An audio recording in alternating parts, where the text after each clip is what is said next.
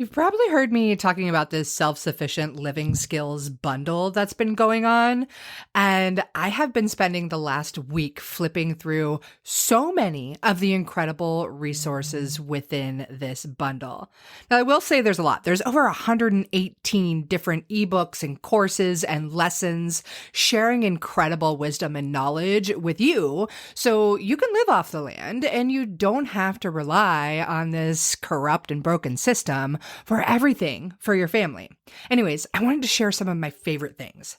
One, first off, is off-grid homeopathy. This course is loaded with so much incredible knowledge, talking about homeopathy for first aid, for colds and flu, how to make your own homeopathic remedies. Like, as an herbalist who loves to teach that stuff, that's pretty exciting to hear it in the homeopathy realm. There's also some incredible fermentation guides, so many other amazing herbal recipes and food recipes, and how to make your own sourdough bread, how to do your own organic gardening and canning of all of your foods. Really, there is so much. And yes, I know. I've talked about it a ton, but this entire bundle is only $50 right now until Sunday, March 24th. I'm sharing my herbal first aid skills, which is a course that's $47 on its own. I'm sharing recipes that I used when I got my products into REI for herbal first aid kits and so much more. You'll have to check it out. I'm serious. Like, you can absolutely change your life with this bundle. So there is a link in the show notes for you, and I hope you check it out. I hope you take advantage. Don't worry, you don't have to go through everything right away. You can access everything for up to a year. Once you're in the course or have the download, it's yours for life. It is a steal of a deal. Okay, self-sufficient living skills bundle in the links for you. Wow. This conversation you're about to tune into with Heather Shelton is phenomenal. So Heather is a nurse and an herbalist and an incredible healer of all kinds. We talk all things from birth to death to herbs to psychedelics and cannabis and homesteading and all the things. And I want to make sure you catch this episode right now because Heather is about to close doors on an apprenticeship she's doing, an herbal apprenticeship. And I must say, if I were looking for it right now, I would jump on the chance to learn with Heather. She's brilliant and has so much knowledge and wisdom to share. Anyway, she's going to drop a lot of it on you inside of this episode, so be sure to tune in and let us know what you think. Hello and welcome to the Herbalist Path, a podcast where you'll discover how to make your own herbal remedies at home so that you can take better care of yourself, better care of your family, and better care of our planet. I'm Mel. I'm a clinical herbalist, environmental educator, and mountain living mama with this crazy passion for teaching more mamas and their little loves how to use plants as medicine in a safe, effective, and tasty way so that there can be an herbalist in every home. Again, it's an absolute honor to have you on the journey down the herbalist path with me so that together we can make herbalism #spread like wildflowers. Well, hey, everybody. I am super excited about my guest today. Her name is Heather Shelton, and I actually just recently met you, Heather, and I think it was so cool how we met. We met at a mutual friend, Nikki's house and Love Light Herb Farm. And it was so funny because this Love Light Herb Farm is like 2 miles from my mother's house outside of Veneta, Oregon. Nikki's always been amazing to me. She gives discounts to my Apothecary Mama students, which is so darn nice. And it was my birthday weekend. And I was like, you know what I want for my birthday? I want to go dig in the dirt and gather some plants. And Nikki had just posted like, hey, come get your roots. And I said, okay, I'm going to go. And I had set up a time, but it didn't work. And set up another time. She's like, oh, I'm going to have 2 other herbalist friends here at that time, but that should be fine. And I get there and she tells me, oh, it's her birthday too. So Heather birthday buddies. We share the same birthday. And I believe it was actually the day after our birthday that we met on October 9th. And both had that desire to spoil ourselves with the love of plants. So it was really great to meet you there. And it's a great honor to have you on this show. And I can't wait to meet you amongst many other plants in the future. And what little I've been able to talk to you since October when we met, I'm fascinated. I'm fascinated by your story, by your experience in the world of plant medicine and healthcare and all that you have done. And I figured you'd be a great guest for the show. So we'll just kind of roll into it. That's a very awkward introduction, but it's all the truth. So welcome to this show. I'm super happy you're taking the time to come here and chat with me. Yeah, well, I'm very excited to be here. And I also loved meeting you on our birthday weekend. I love, of course, anyone who wants to stick their hands and get dirty in the soil, right? And pull out a big marshmallow root, just ooh and ah over it. So beautiful. So beautiful. Yeah. What a great way to spend a birthday weekend. It's the ideal way to be spoiled. And make a new friend. Yeah. And make a new friend that I get to connect with more and more and more and more. It's so exciting for me. So, before these podcasts go on, when I'm interviewing somebody, I always have a long chat, and Heather and I just had a really, really long chat, and it was really fantastic, but she has so much amazing knowledge and experience, I think, to share with you guys. Heather was a nurse for many, many years. She's an herbalist. She specializes in the field of cannabis nursing and cancer care and getting into psilocybin and teaching people about being facilitators in that realm. Like, you have so much to talk about. And I'd love to just to start way back in little Heatherland. How did you get into the world of plant medicine? I'd love to just hear that. Well, I will say that I grew up with a mom who was just an amazing, incredible gardener. So I watched her dig in the dirt and weed and grow these incredible bouquets of flowers. I remember someone from like a home and garden magazine coming and taking pictures of her gardens when I was a child, but I didn't really, I wasn't invited to join at the time. And now that I'm a mom, I can understand in some ways why that was her special space. But when I moved to Oregon the first time, which was in 1996, I had just started to become aware of this bigger world, and I was learning about angels, and I was learning about crystals and astrology, and just like, wow, all these amazing new things I'd never heard of or had any exposure to. And I got this book called Spiritual Midwifery by Ina May Gaskin. It's kind of a classic in the world of birth and midwifery. And I moved here, and there was a local midwife, who was teaching some midwifery classes in her home. And so I signed up. And I had this moment the very first day. It was around my birthday, actually, in that year, 1996. And I remember sitting in her living room, and right as the class started, I felt the sky open up and light shine down. And I had this moment where I knew I was just right where I was supposed to be. So that, through my work with home birth, really I became introduced to food, healthy food. I mean, I didn't know, actually. I mean, I hadn't eaten vegetables really in my life before. I didn't understand how important that was. So I started to learn about food, learning about herbs in relation to pregnancy, postpartum care. And then the midwife's husband was a naturopath, and he focused on Chinese medicine. So we would get classes from Dr. Joe, and,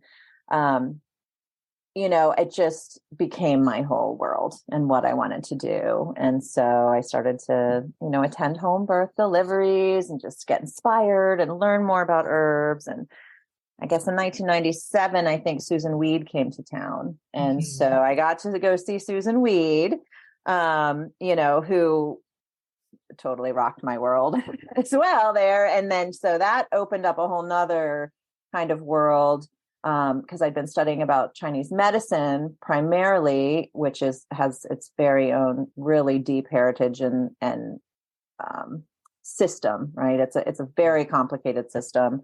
And Susan just came and made it simpler for me and helped me understand, oh, I can do this. I can do this. I don't have to go to school and study Chinese medicine for 4 and 5 years. And so that's where it all began for me, and never really stopped after that.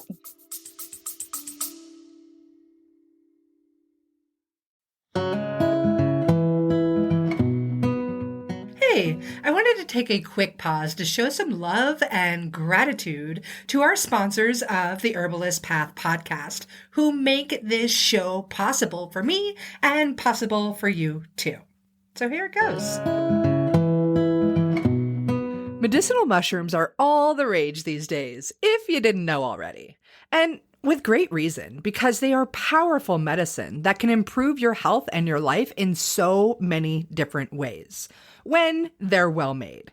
Yeah, it's true. There's a lot of stuff on the market that isn't going to be so effective.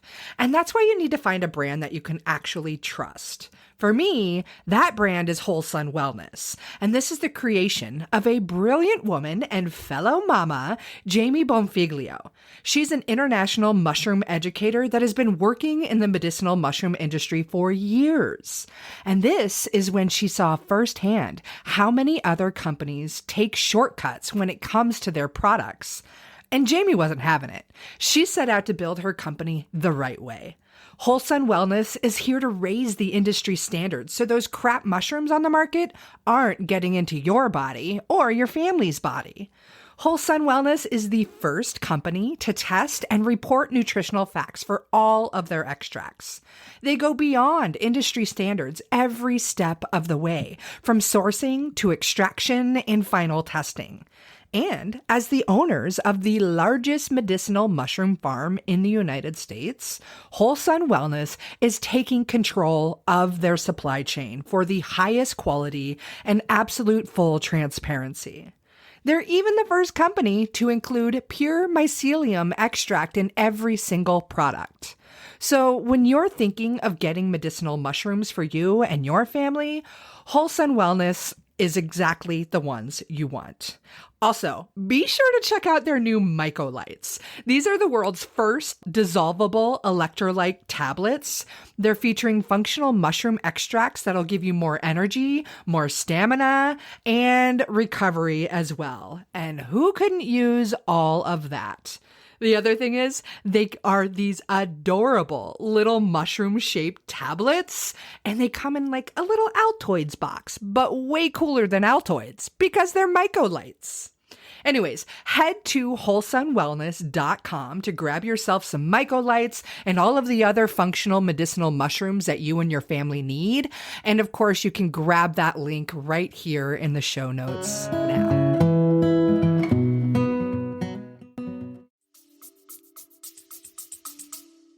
That's a beautiful story. I love that it began at birth, Right? or in the birthing process. Like that's so beautiful. I feel like we could just chat about all the similarities of stories for so long, but I really want to focus on your story in this particular show. But that just sounds amazing. I love when the combination of midwives and naturopaths come together. Actually, my midwife is a naturopath, and I love her dearly. I want her on the show soon too. But what a beautiful way to begin. So when you were in that phase and just beginning to learn, were there any particular herbs that just really called to you and made you say, wow, this really works, like as you're learning about how food makes a difference and all of that kind of stuff. And then you're like, oh my goodness, these plants. Yeah. Well, at that time it was so primarily focused on birth, so prenatal care and postpartum care. And, once I had taken a class from Susan, we'd kind of opened up the idea of, I guess, what we call Western herbalism now, but really what's local, what's around, you know? And I met a really neat woman there who was a bit older, who had studied herbs also for a long time. And so she started to take me out on some walks, we go on the logging roads, and she taught me about plants. And gosh, the plants that I would say really in the beginning, so many of them were the herbs like red raspberry leaf and nettle and mineral rich herbs, maybe some oat straw, you know, safe for pregnancy. And also really supportive and nutritive, right? Those were the ones I think there wasn't any particular herb that sparked my fancy. It was it was such an awakening for me because I grew up, in the modern medical system. I actually grew up pretty sickly. I had chronic UTIs. I'd had multiple exploratory surgeries as a child. I was on antibiotics prophylactically, meaning preventatively, for 13 years of my life growing up. I mean, by the time I found my midwife and her husband, naturopath, I was kind of sickly, actually. I was a sickly young person. And so I just embraced all of it. I mean, once I will just tell you, I'm going to knock, of course, because I'm a little superstitious all the time, but I've not had a UTI since I was 21 years old. And I believe that's because I found this new way, which was actually just called feeding your body what it wants, and like learning how to do that and what the options are. It totally changed the trajectory of my life. Then I started to grow plants. I remember I had my first garden and with some garlic and calendula, and I had to learn about deer and how to keep deer from eating your plants, and so it became this whole lifestyle for me. And then I met my husband and we became homesteaders. And so, I very fondly remember my midwife friend, one of my teachers. She's actually still a dear friend. She's going to be the midwife for my grandchild who's coming in next month. And we're still dear friends. And she taught me how to make pesto. And so I remind her of this, now we're dear friends. And so but to me, she's always going to be my teacher, right? And someone who's so important. And I say, Margie, you taught me how to make pesto. Do you know how important this has been in my life, right? Because that's one of my favorite ways to use herbs right now. The chickweed's just starting to come out down here. And so I'm about to have dandelions and chickweed and be able to make pesto with my friends, Yum. Yeah. So I don't know if it was one herb that really sparked it for me. It was just the fact that there's another option, and this option is the option that feels right because I am nature, so of course nature has what I need. That's, what I came to it back in those days. I love that story. And it just really takes me to like hearing about how you had these chronic UTIs and how you were consistently on antibiotics. I was also consistently on antibiotics for ear issues and what have you. My parents didn't know any better. They were just like, this is what the doctor says to do. This is what we're going to do. Yeah. And I think our whole society hasn't known any better for so long. And thankfully, more and more people are waking up to like, oh, we have to nourish our bodies. It starts with that. And we have to put good things inside and, have this relationship with nature and understand that we are nature.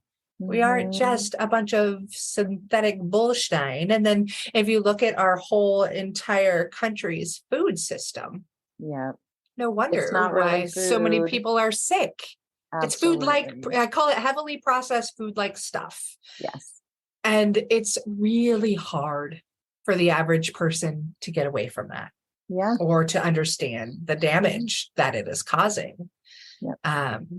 It breaks my heart, and I wish we could shout it out louder. And I think the awareness is really opening and becoming much more of a thing thanks to the crazy world of social media and whatnot these days. But there's still so much misinformation and confusion around it all out there. Well, I really love to teach about the food herbs, and so just our culinary herb, for example, right? I mean, thyme, Yes. what an incredible plant, right? So just Right. adding some fresh thyme into your food, you have suddenly put this little nutrient dense ingredient in your dinner. And so not only is it providing you more nutrients, right? But it tastes good, right? You're Mhm. getting some chi because if you're lucky, you got to pick that thyme right from your garden. So it's still fresh and alive, and then that culinary herb, which makes your dinner taste good, also can help you with your lungs. If you have congested lungs, thyme tea is delicious with honey. It's safe for people of all ages. It's easy, right? You Mhm. probably already have it in your kitchen. So I really like to start, sharing about herbs with people without making them be exotic, right? There's Mhm. no need for exotic. I mean, even dandelions, I tell everyone about the dandelion. It's one of my most favorite plants. Yeah. But even dandelion can be kind of intimidating for some folks if this is brand new. Like, ooh, you eat your dandelion? Aren't we supposed to kill those? I don't like dandelions in my yard, very different approach. But when we talk about parsley, right? Parsley is another one of these incredible foods. Eat your parsley that's on your plate. It's actually there to help you digest your food, not just to Mhm. look pretty. And I find that just gets people thinking about things in a little different way, like lemons, citrus fruit, herbalism, right? Mhm. The peels, bitter, those are so good for your digestive system. Mhm. So I love to pull that in. Mushrooms, like every Mhm. mushroom has anti-cancer properties, Yeah. right? Just Fascinating. We pretty should all be amazing. eating mushrooms all the time, right? Cooked mushrooms, Absolutely. never eat a raw mushroom, always cook your mushrooms. But I really try to share some of those tidbits of food that we already have with us, or things that you can buy in the grocery store, because then it makes herbalism attainable for people. I so wholeheartedly agree. Like there's so much medicine in your kitchen cabinet. It's Mhm. unbelievable. And one other thing that I love about like the thyme and the parsley, you talked about it being so good for digestion. Like these are culinary herbs, and almost every one of them are specific for helping your body digest your food. Right? Isn't that cool? Like Yep. neato. I think Yep. it's really wonderful. And it's a great opening door. Like it doesn't have to be complex. There is so much great medicine Yeah. in that kitchen cabinet. And oftentimes people, what do I do? Oh my God, I'm sick right now. Well, do you have time in Mhm. your kitchen cabinet? Because if you do yourself an herbal steam, drink a tea. Thymol is a main constituent in many over-the-counter cold and flu medicines that comes from thyme. Yeah. Like Yeah. Or just garlic. I mean, another superfood. And garlic, my fave. yeah. And it's just about taking that. I mean, a lot of people already use garlic, right? And they know it's good for you. It definitely makes your food taste good, makes you maybe have bad breath, a couple other things like that too. I think that's part of how it helps fight colds and flus. People don't want to get too close. I love But that. just to suddenly make a little shift in the way you look at that garlic, like, oh, this is food for my spaghetti sauce, but oh, this is also helping my immune system. Oh, this is also has the ability to fight some bacteria. Oh, it's I love to watch the light bulb go off for people. And it really can be that simple as one of the things that we already have stocked in our pantry. So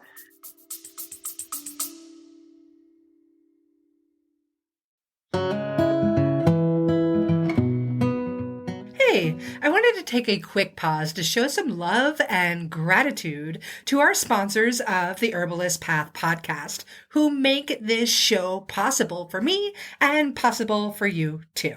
So here it goes.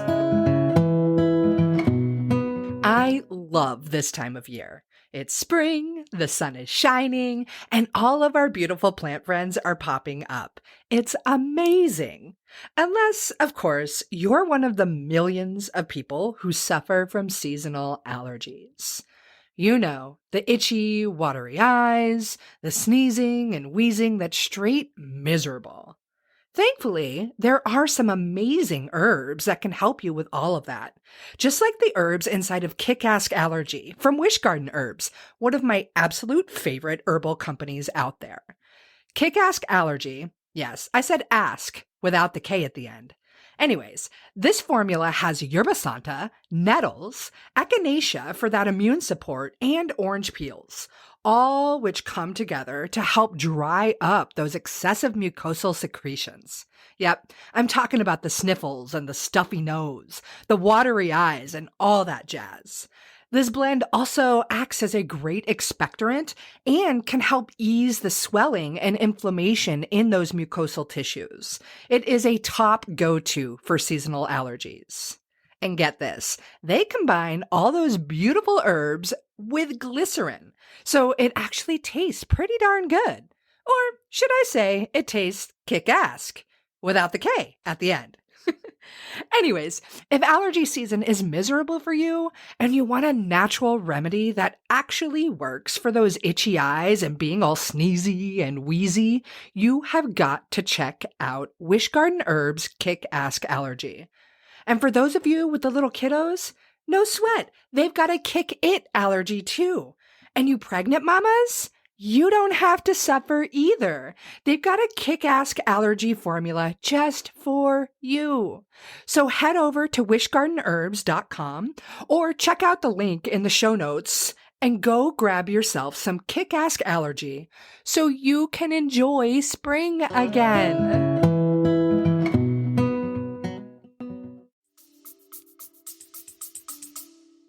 It really is that simple. I love hearing that. And I love that you love to teach the simplicity and that you've already talked about the prenatal care and the postpartum care and the herbs for mama and baby, because you're coming on to teach in April in Apothecary Mama. So I like it. I'm excited for the students in there that are going to learn from you. Thank you. I'll be a new grandma then too. So I might even have some new tidbit. It's been a while since I've had my own little baby in my arms. So I keep expressing my gratitude for them for bringing me a new baby.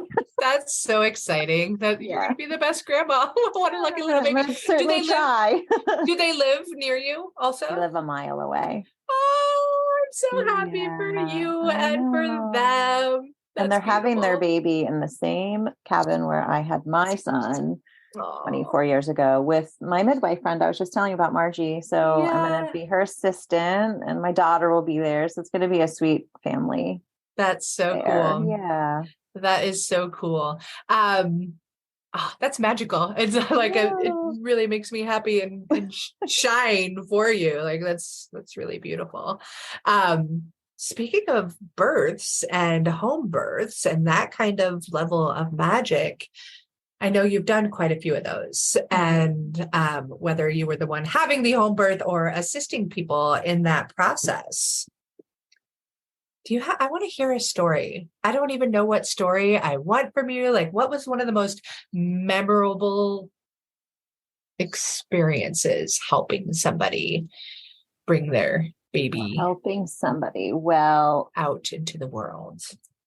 Well, this isn't actually even an experience, but it's something that's really sweet that just happened is the first baby whose birth I attended has just also had her first baby. And it just so sweet to still be connected to this mama and then now see this next generation of and I wasn't there because they live in Canada, but and I'm kind of getting to be in this next generation now, which is weird because I'm very young, of course. I was just going to say, this is making me feel weird because we just talked about how we're exactly 4 years apart. Got started early. Yeah, I got started late, so it makes sense. Yeah. My daughter's 9 and I'm 44, so I'm an old mom.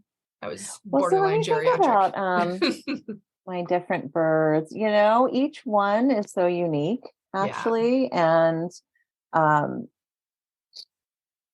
it's so interesting because it's the babies who are in charge. And isn't that true? I can share my story. And they come when they want to come as much as I know we do intervene and we make those things happen. But they really are the ones who want to decide when it's time for them to enter. I'm going to interject quickly with my story, just because hearing you say that is very funny. My daughter, was a good 2 weeks late and then some. And we had this beautiful, like laboring process at home. I was really blessed. Susan McCutcheon teaches the Bradley method, and she happened to live 2 blocks from where my apothecary was. And she taught us all those things. And I had the greatest midwife. And she kept saying, oh, there's going to be a baby coming. There's going to be a baby coming. 26 hours later, they're like, there's still no baby. And I'm still in like a totally blissful state. And we live like an hour from the nearest hospital. And I was very stubborn. Like, I'm not going to the hospital. This is going to be all natural. Everything is going to be great. Yeah. And my daughter was stuck with her head like this and was not coming out. And so I had an emergency cesarean, but it's really fascinating because to this day, she still sleeps like this. And she likes to take her time doing things. Very much so. Very, very much so. And it's so interesting the way these babies are in charge and they come out knowing who they are already, as it's still this process of learning, but fascinating. Anyways, you just saying that, I was like, oh, that all makes total perfect sense with the person my child is today. Yeah. Well, and I have 3 children. And so like each one of them also at each one of those deliveries was totally different experience. And, you know, even now as they're getting to be adults, I can see how it worked that way. Like my last child was my daughter, my only girl. And, she ended up being huge. I was huge. I had a huge belly.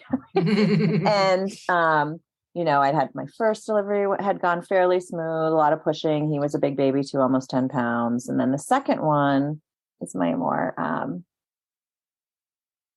earth-based child who doesn't like rapid change. He likes to have a plan, you know, and boy, it was really hard to get that baby born. I mean, it took a long time, right? And he was tiny compared to the others. And then the third one came along and, I was definitely more in my power of just understanding the process and knowing, you know, I'd had this very long birth. I know it could be anything, but I just thought I'm going to pray with this baby because, you know, let's make this work better. And I was able to tune into her in a different way than I could the other babies, just because I was more experienced. And I just remember laying in bed and praying to her. I didn't know it was a she at the time.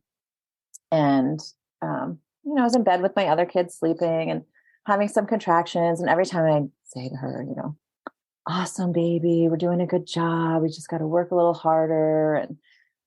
And after about an hour and a half, I got up and I was like, oh, I have to pee. I get up, I go to the bathroom, my water broke, and I had a baby in like 7 minutes. Wow. 10.5-pound baby, right? Wow. Came totally, I was just my husband and I. So it was really pretty dear. I mean, talk about empowering. I think every time a woman has a baby, I really pray that they feel empowered because it is incredibly empowering, life-changing and empowering. And after that one, after each kid, I just knew, oh, I can do anything now. But after that third baby and doing it with just my husband and I, and it really just my baby and I, you know, it was very cool. Then I really knew I could do anything after that, which was a good power to have, having 3 little children, 4 and under. Right. Yeah. That's a busy mama. Yeah. I love that story. And it is, I feel like moms are superheroes. It's a superpower kind of thing. And it is a superpower. Yeah. You just shared that right there. Yeah. It's beautiful. So you had 3 kiddos under 4 and a homestead. Tell me about that. Tell me about the homestead. Was that in Oregon too? Or I wonder if I can even remember those years. No. Yeah. Brain fog years. Yes, they were definitely foggy years. No, we were in Vermont. We had a sweet little 8-acre homestead in Vermont, a really old home, almost 200-year-old farmhouse that was really cold and blustery and needed a lot of work. And we just kind of went for it. My husband, his name's Jamie. We'd been out here, we'd had our baby, we'd had our little gardens, you know, we'd done some gardening here, and we got there and had this beautiful space. So we built a giant circular fence, big garden area. It was probably at least 1/4 of an acre, maybe about, you know, between 1/4 and 1/2 acre of our property. And just started growing food. And within a year, we thought we should get some chickens. So we got some chickens and we learned how to do that. And then the next year, we're like, oh, we should have pigs. So we got pigs. I mean, nothing was planned. We didn't study, which is how we do things. Although, I just got this puppy, a month ago. And I can tell you, I brought the puppy home and I thought, how much even much does a puppy need to eat? I have no idea. I didn't even read anything. So we seem to fly by the seat of our pants that way, but it worked out well. So we raised chickens, turkeys, pigs, and sheep on our farm, and children, and lots and lots and lots of food and herbs. We were pretty self-sufficient in our food. I mean, I still, of course, went to the grocery store, but the grocery store was a good 45 minutes away. And in Vermont, one of the things I love about Vermont is that the whole state lives support local. So, that's a movement, support local, but Vermont lives support local. That's just the way of the state. So that was really awesome there. And so we grew a lot of our own food. We got our flour grown from a fellow in northern Vermont. He milled it there on his property. So, then I would make the bread. I was home with my kids for 8 years, just taking care of the farm and the kids. So I was able to bake the bread and do the canning and all of those things. A lot of work. So much work. Oh my gosh. Yeah. So much work. I mean, I was really excited it's part of why I decided to get a job. Right. Because I was at home working so hard and not getting a paycheck. And I just needed some adult stimulation too after a while. I mean, my kids went to a sweet, sweet little Waldorf school that had been started by some homeschool parents and ended up being a beautiful community. And we found our people through that. But yeah, then I was home for 8 years. Then I decided to go to nursing school. Yeah. Feeling like that was kind of the fastest way to a career for me. And I was already into herbal medicine and I'd been doing, home birth midwifery. And so I went to nursing school and it was better than I thought it was going to be, actually, because what I found over the years is that nursing school starts with a holistic whole person. And most of medicine doesn't, and I've worked with a lot of now doctors and medical students too. And the way that doctors are trained is to look at each individual organ system and we study each system. And then at the very end, we put it all together into a person. And the way that we train nurses is that we start out as a person, this whole person, mind, body, spirit's actually included in the care of a person when you look at it from a nursing perspective. So, and then we break down all the different parts and we learn about that. So it was a good fit for me. I ended up, I thought maybe I'd do labor and delivery, but that traumatized me actually in nursing school, attending my first hospital deliveries. Ooh, yeah. Especially after being in the home birth environment. It was hard. Yeah. And I was at a tertiary care hospital, so big trauma hospital. And it just, I went for my first day actually, and I had my first patient and, I won't go into the whole story, but it was I got to witness that whole circle that we talk about for women when we intervene in birth, right? It's, I was just watching what I had learned happens to women, and I thought, well, but that can't happen to every woman, right? I mean, I was just really going in open, and I know that lots of women have beautiful deliveries in the hospital. So I don't feel that where I think women should have babies is the place that they feel safest. And so for every woman that looks different, I don't have expectations for other people of where they deliver their babies, but I did go into that experience and I was just blown away watching that poor care is what it was, non-woman and baby-centered care. So I found myself actually becoming an emergency room nurse, which wasn't at all in my wheelhouse of what I thought I'd do. Because of course I became a nurse to help change the world, right? And help change medicine. find a more integrative way. And that is why I also left medicine, because that is not a job for one person to do. Yeah. But yeah, so I spent about a decade in the ER. I loved that. It is where allopathic medicine shines. Right. We do a really good job there. So Save lives there. We save lives, and it's really feels good to save a life. Yeah. We save lives that I'm not sure we always should save. I've come to learn a lot of things. Death is the only sure thing we know on our path here on earth. And so we need to respect that more. I'm definitely in a different, I have a different perception now, now that I've worked also through home death and with a lot of people I love. But I had a good nursing career for the most part, in emergency medicine. And I think I shared with you earlier that after nursing school, it took me 3 years.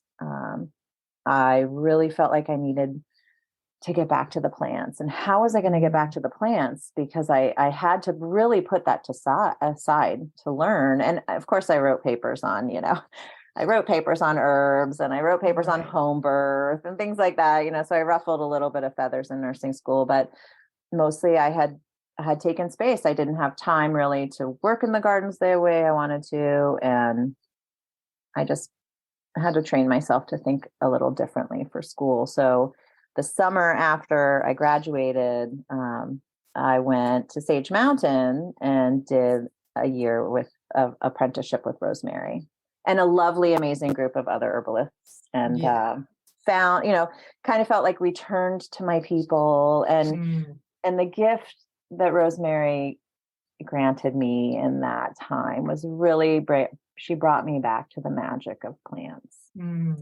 And she's I don't so good at that too. She's just this lovely fairy godmother fluttering through a land of deep nature connection and bliss. Absolutely. Yeah. I was so grateful. I mean, it was just really healing for my soul, and to remember this is still here. This is all still here, and it's okay. I have this other path that I'm working on, because this is still my path too. Yeah. So I left traditional nursing in 2020, officially, right? I've been doing other things. I've been nursing part-time for, 7 years or so now, just doing a little part-time. And so then I left really 2 years ago, and I haven't looked back. I've done a little bit of nursing in the psychedelic realm, and a lot of nursing in cannabis world. But that doesn't look like what traditional nursing looks like. So, right. Yeah. I'd love to hear a little bit about the nursing in the cannabis world, or not the cannabis world, but the psychedelic world. I want to hear about the cannabis too, but yeah, well, it's an interesting time, and really exciting. And so cannabis is also an entheogen. So for me, I've already been working with altered states of consciousness in people for, the last decade, really. Right. So these medicines are just a little more intense. Although cannabis can be really intense if you are not taking care in how you're using it for some folks. But I've done a bit of work with ketamine, which I was actually really hesitant to do, because we are a strict no white drug family in my family, meaning all kind, like we don't really even take pharmaceuticals unless it is absolutely a need. So I wasn't really sure I wanted to do that, because I know that is also a party drug. I've heard a lot about it in kind of younger circles. But I will tell you, the transformations that I have been honored to witness for people have been really spectacular. And so really what I do there is hold space. I help people to set an intention. I really love to always bring in an intention of self-love, because I think that all of us humans suffer in that way. And then I like to give people a little homework, which often includes things like a gratitude practice, or, how can you take a little piece of whatever that experience was and bring awareness to it every day, right? Because here's the thing about psychedelics. When we have depression or anxiety or even chronic pain, what happens is our body and our nervous system gets used to following a certain neural pathway, right? And those neural pathways get damaged. And if every day you think, oh, I'm a horrible person, that's just happening anyway. You don't even have to think about it. It just is what your brain starts to do because it's done it so much. And what the psychedelics do, both ketamine and psilocybin, and other psychedelics, I believe as well, those are the two that I have the most experience with. The actual experience creates the formation of a new neural pathway, right? So it's almost like, here's this rut you've been driving in, you just can't get out of the rut. And suddenly this psilocybin experience occurs and there's a new pathway. It's out of the rut. And the thing is, it doesn't end there. And that's part of what I think is really important for people to know about psychedelics and using psychedelics for healing is that that new neural pathway just started its creation, right? It's brand new formation. So now is where the work comes. And the work is to support that new neural pathway so it can continue to grow, right? And we haven't had options for people for a very long time to help really get people out of those ruts. I mean, I know we have lots of pharmaceuticals that can sometimes help. We definitely have some herbs that can help depending on the level of mental illness someone's suffering from. But I am just really excited for more humans to have the opportunity to use these medicines and for them to hopefully decrease some of the stigma around them so that we can offer more true healing opportunities for people. Wow. That's incredible. It's an incredible breakdown of it. I really love that picture of the rut and getting out of that rut onto a whole new path, and how impactful, like how powerful and truly amazing that it's now something that's just becoming available for people. I'm thrilled to see how many people this can help down the road. And gosh, I'm thrilled to chat with you about it too, because it is like, it's a pioneering situation right now. Sure, people have done it recreationally. I know. Yeah. I know. And so our new, and people are hungry for it too. Like I'm working with a facilitator training program here now in Oregon. So that's really exciting. What does it take to be a facilitator? Well, here, so it's all just brand new. Right. But we have a few different training programs in the state, and they are about 130 hours of program plus another 40 hours of practicum. And then students will take an exam in whatever school they're in, and then they sign up to take an exam from the state. And so it's actually a state license that you get to be a facilitator. The training programs are considered trade schools here. And then there are some, once you become a facilitator at the current time, the way the regulations are written, facilitators will have to be with their clients in a registered psilocybin facility, or a retreat center is really what I think most of them will look like. So I think that Oregon's done a really great job. I was here for the cannabis legalization, and we did a mediocre job on that, I'll say, because our patients got lost, right? There's really not, there is no robust medical program. The way that we rolled out legalization, a lot of small farmers couldn't make a living anymore. And so because we opened it up to people from all over the place, and a lot of bigger money, bigger organizations came into Oregon and have kind of taken over the cannabis scene. So there was a lot of concern about that with psilocybin here too. But the way Oregon's handled that, in order to become a facilitator, you actually have to be an Oregon resident for 2 years.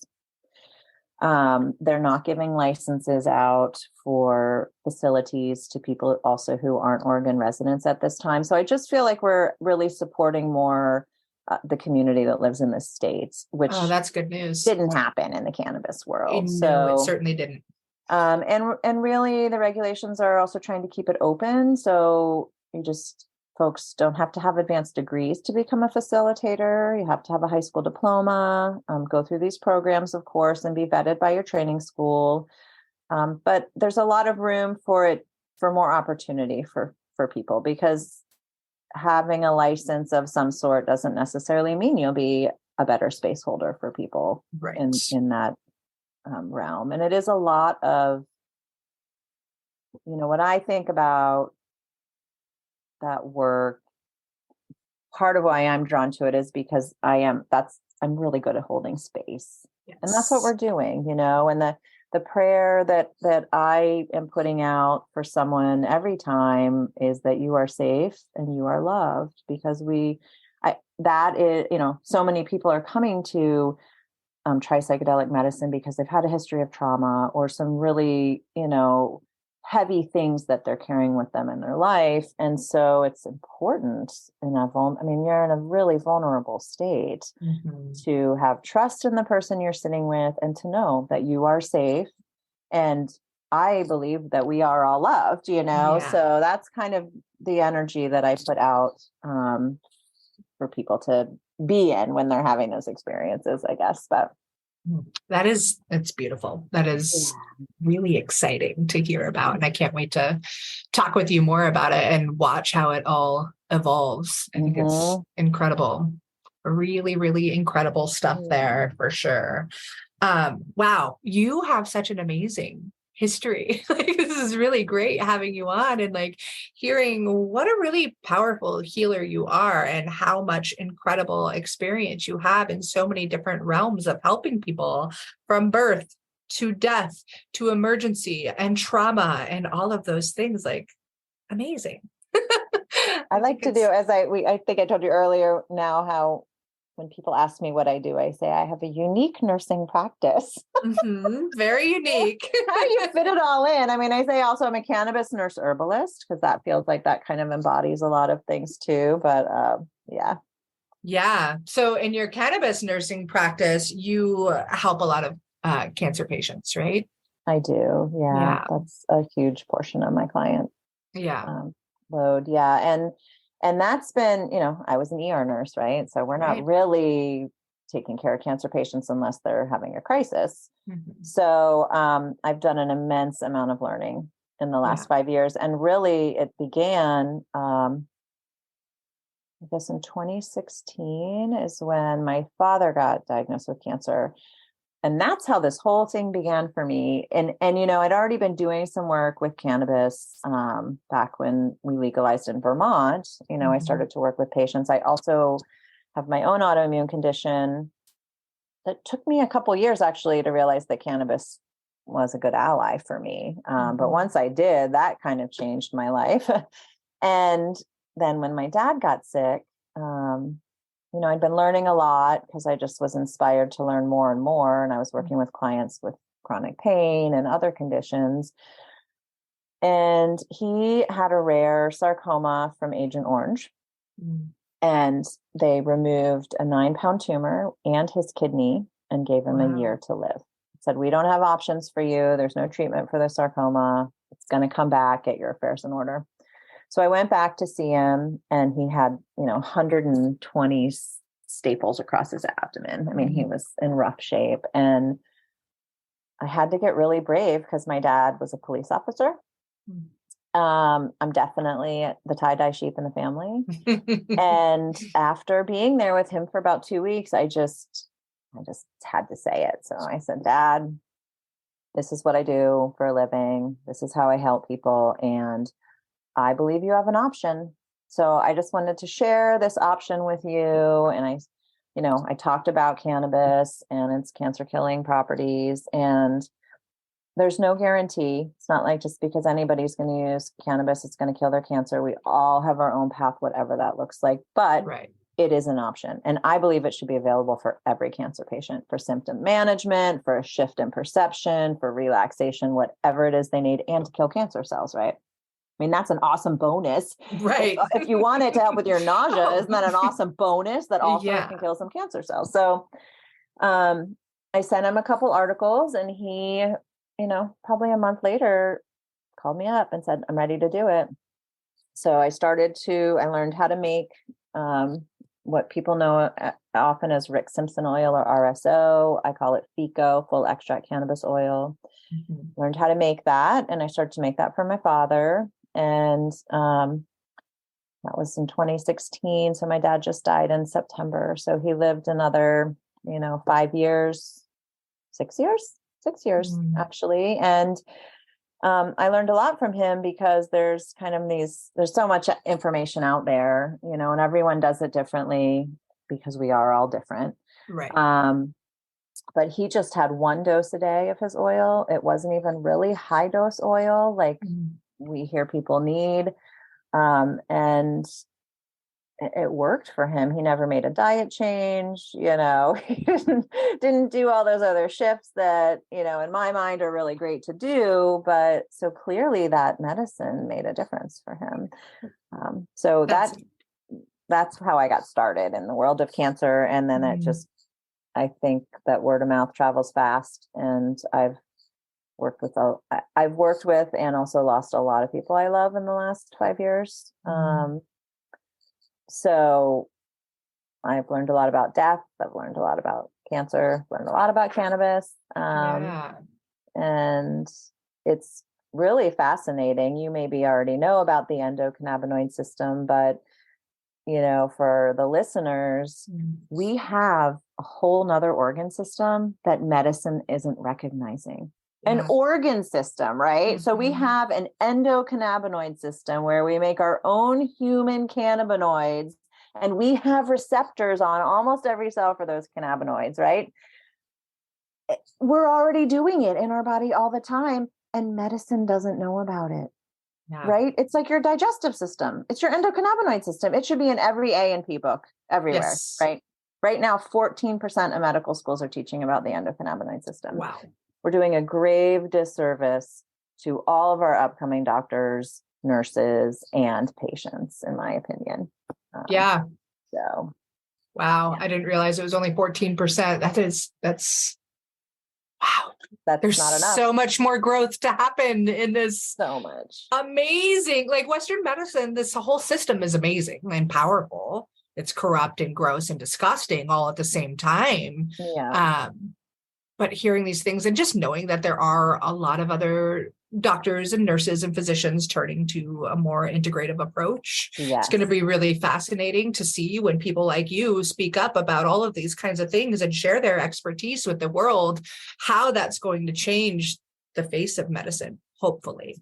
The fear becomes what we've seen here in Oregon and other places with the cannabis legalization and, these big, huge companies coming in and taking it over, and right. The well, FDA and then it's really agribusiness, just like our food. Is it really, if it's grown with chemicals in, a hot house on concrete, then is it really medicine? Which we already feel that way about our food. I want my food actually to grow in soil, clean soil, right? Yeah. So you can actually get the nutrients and eat the dirt that's on my carrot. Like I don't wash my carrot if it comes out of my own garden, I mean, I wipe it off on my jeans because sometimes the little dirt pieces are crunchy in your teeth. Clean dirt is actually good for you. That's what I tell my children. It's good to eat clean dirt. Absolutely. My daughter's been eating dirt since she was an infant, playing in the garden with me, like, arr. Yep. Okay. Yep. Yeah. You can do that. I know it's good for you. Exactly. Which, as you were talking about the psilocybin and that transference in helping with depression, and talking about briefly you talked about drugs that are often prescribed in there. It took me to one of the teachers we just had in Apothecary Mama. She was talking about nutrition for children. She's a pediatric naturopath, and we were talking about the microbiome and how it's such a huge thing. And we briefly touched upon how in the world of psychiatry and psychology, they should be connecting with gastroenterologists and Definitely. discussing what's going on with the gut. But now here's this whole other level, bringing in the psychedelic treatment as well.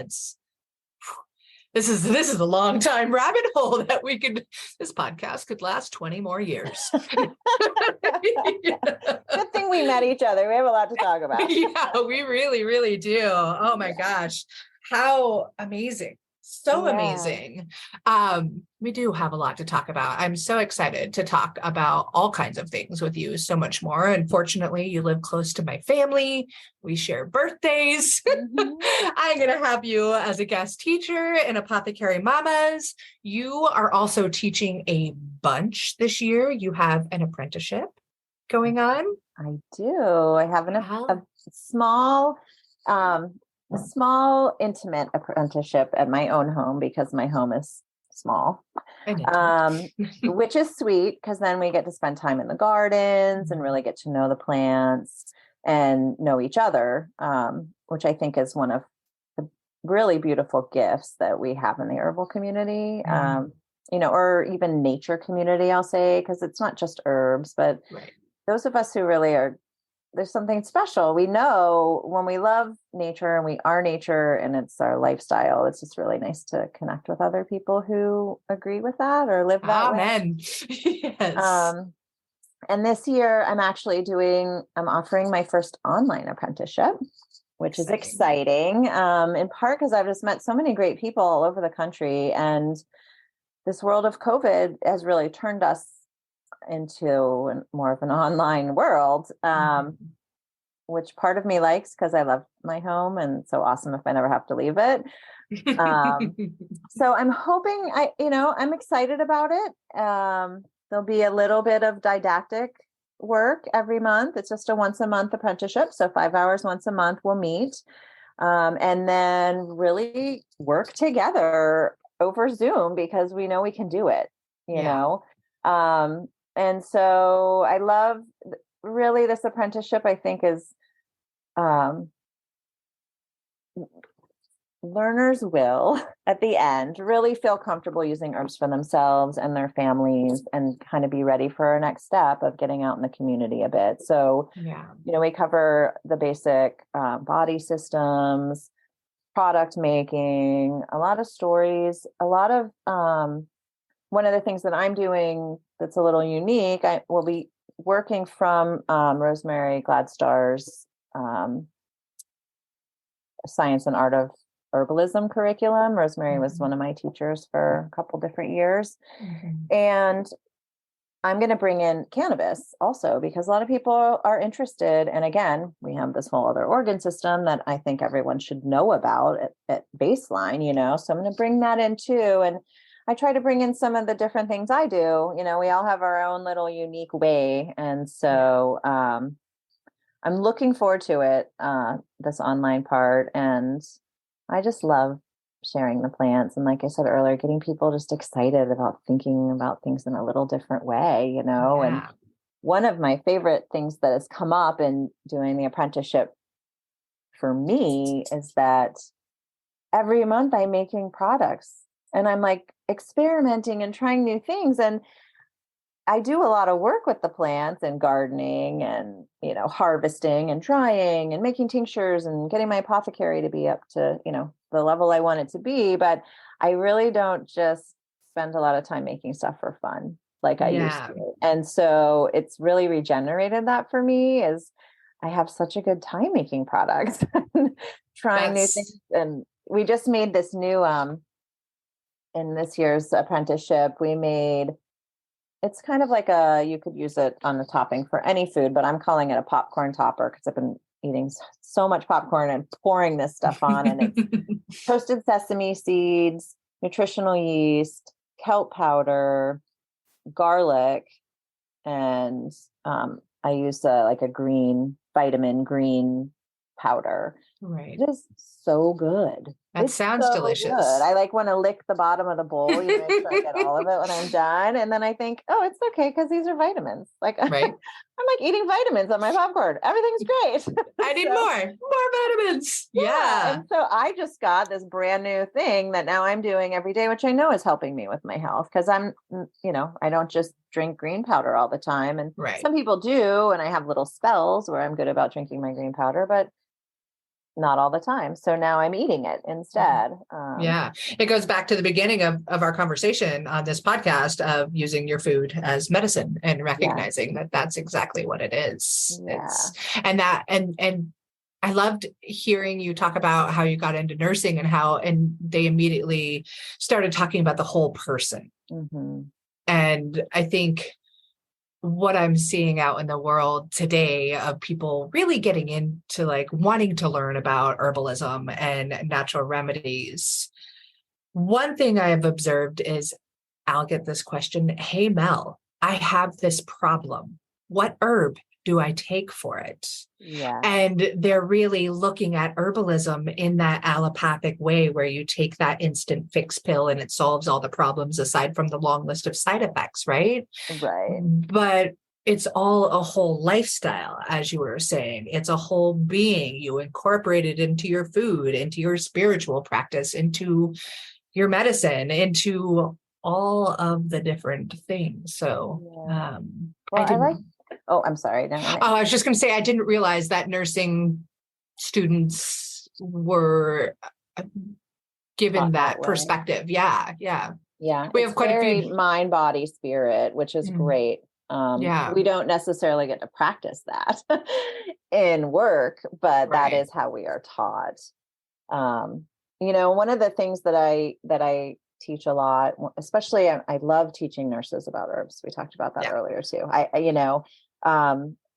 We were always using herbs, right? Until we had pharmaceuticals. Nurses were using herbs to help patients. And we think about what we're doing. When you take in food, herbs, cannabis, plant medicine, what we're doing is we're providing our body with this whole array of constituents, right? And then our body, because our bodies are wise and they want to heal, will take what they need from what you've given them, right? It might not need every vitamin you put in there because maybe we have adequate stores of that vitamin, but it's going to take what it needs from these plants and food that we provide.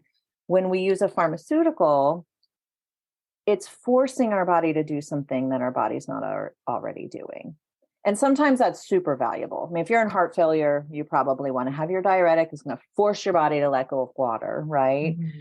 But on our everyday basis, to be taking something that's forcing your body to do something it's not already doing is problematic, right? It's why we end up having bad side effects from our drugs. So, just to think about it that way, what you're doing is you're providing all the tools. Our bodies want to heal. And when we feed them well, then they can choose, they can direct, right? Our bodies can direct the care of themselves, which is really awesome. Our bodies are amazing. They are so amazing. They're so amazing. Yeah. We forgot that. I think that's a big piece of what we have forgotten in health, Yeah, absolutely. Oh my gosh, you have so much to give. Like anybody who takes your apprenticeship, like not only are they going to get all this herbal knowledge, they're going to get everything else that you have experience in, like nursing and whole body healing, like fortunate beings. So how can my listeners find you and find out about your apprenticeship and get that awesome opportunity to learn from you? Well, I have a website. It's herbsongfarm.com.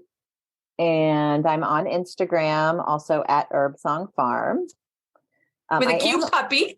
I have a puppy, yes. So you can see puppy pictures if you come to my social media. Yeah. She's pretty much what I do a lot right now.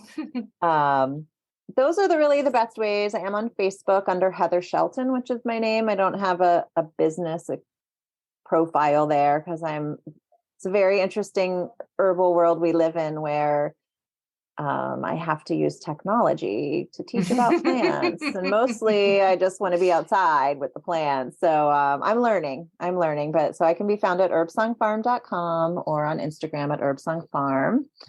And I love interactions, and I'm excited. If I'm not the right person, I'm actually been having a lot of phone calls with people about the apprenticeship. One, if they don't know me, I want to get to know each other, make sure I'm the right person that they want to commit to for a period of time. And right. Gosh, I lost my train of thought. It's important to have that connection with your teachers and with your mentors. Like if you can't resonate with them, yes, they're not the one for you. Or if someone has a lot of experience, like I just met with a woman, chatted with her earlier this week, and she's taken another course that's fairly in depth. So, I wouldn't say that she would waste her time by being with me, because I have other things that I could bring in, but what I'm doing might not be what she's looking for. So, I learned from Rosemary actually a long time ago that one of our most important tools to have as an herbalist is your referral box. Yes. And know who the people are who can help your people, in whatever way. So I have a box full of healers and other folks that if, somebody has a specific issue, I might be able to direct them in a way of someone else who can support them. Or also in the frame of the apprenticeship, even, like this woman, she may need something that's a little more advanced than what I'm doing. So, so I do offer that to anyone who's interested. We can have a phone call and kind of hash it out and see what they want to do. And that's amazing. Heather, thank you so much. I'm super excited to bring you in to my students in Apothecary Mamas. I'm excited to meet them too. And I think what you're offering is such a great gift.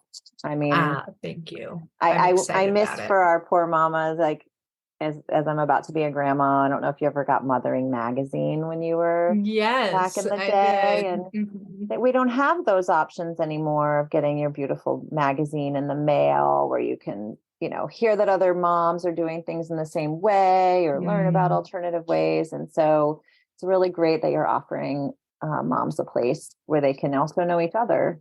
Thank you. Yeah, I definitely saw a need for it with so many mamas seeking more natural care and therapy and really getting some poor information and advice. So I'm excited to have you bring your insight because you have so much to offer. So, and I'm excited for anybody that's able to take an apprenticeship with you. I'm like, ooh, come on down. That's like to the person who's maybe taken some advanced courses. I've taken plenty of advanced herbalism courses.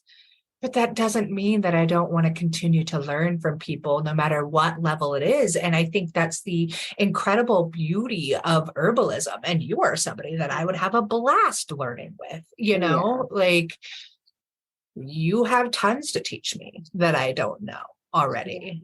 And whether that's on a basic level or not, that's the other beautiful thing is like you can work with a plant for 15 years and still find something new about that plant that just blows your mind. And that is the beauty of herbalism and plant medicine and the beauty of being able to learn from so many great teachers. Yeah. And our very widespread community. I mean, really, I love to learn from other teachers. I'm excited to I'm going to the Good Medicine Confluence in July. I'll be presenting there this summer. And just to get to go be around a whole lot of other herbalists, maybe I'll find a new way to use time. Right. Yeah. I mean, this is, it's community too. And just like the earth, we need diversity of personalities and colors and experiences and in our gardens, we need the same thing, right? All different kinds of plants and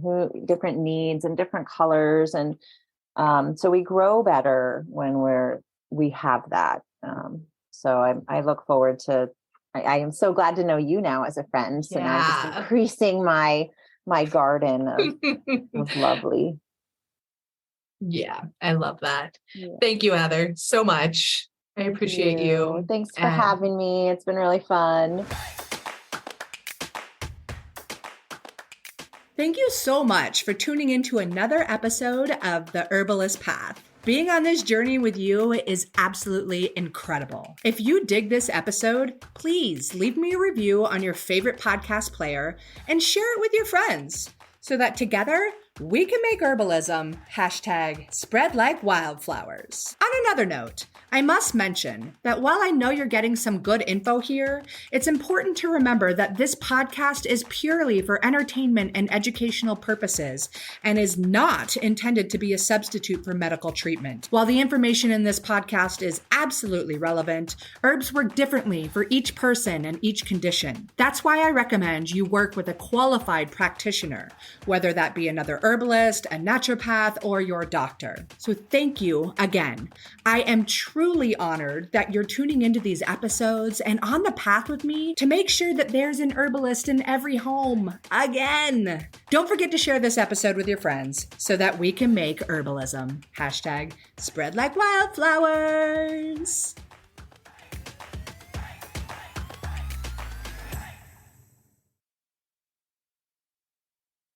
It has been so much fun and so, joyous watching all of my medicinal plant friends popping up in my garden, from the Ella Campaign to the Comfrey and the Arnica. I love seeing these friends pop up. And if you are still trying to decide what to grow in your medicinal herb garden, you've got to grab my guide. It's all about the most essential herbs that every mom should know and should grow. So I teach you how to grow them and the many different ways that you can use them. If you want to grab the guide, go ahead. It's free, and I'm pretty sure you're going to get a lot of delight and use out of it. And there's a link to it in the show notes. I'm wishing you tons of happy medicine planting.